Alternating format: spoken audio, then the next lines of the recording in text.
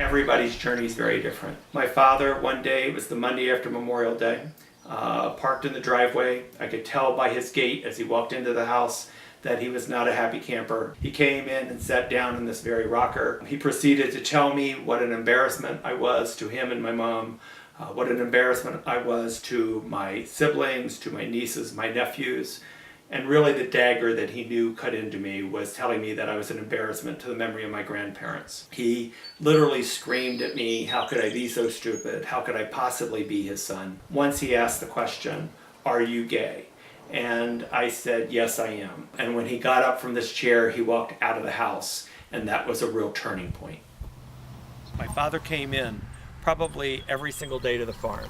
And if I was outside either gardening or working in the yard or just happened to be outside, he would look straight forward, head down the lane, and never acknowledge I was alive. It was 5 years later when we finally had our second real interchange about the entire conversation. He turned to me and he said, well, as far as I'm concerned, he goes, you're nothing but a potential murderer. And then it took another 5 years before we really reached a resolution.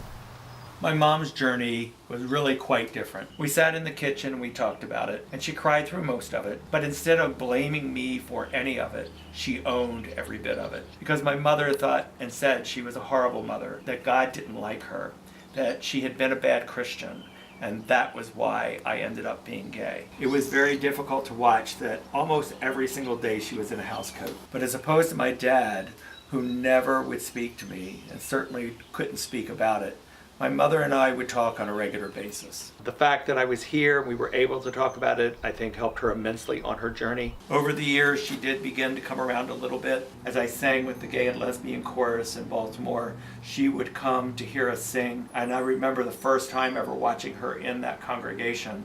And she was so uncomfortable and in so much pain, but I was so proud. Upon being invited to my brother and his partners for a garden party, my mother had came to ask whether I might take her to there, and having offered her, my father insisted that his role as her husband would be to take her to that party. She basically forced his hand and said, well, if you're going to take me, you have to do one thing first, and that's go down and apologize to Jeff. And interestingly enough, back in that rocker in the kitchen, we sat for 45 minutes talking about my journey and his journey. Once he let that wall go, he was able to go ahead and be much more open, truly being able to be supportive in his way.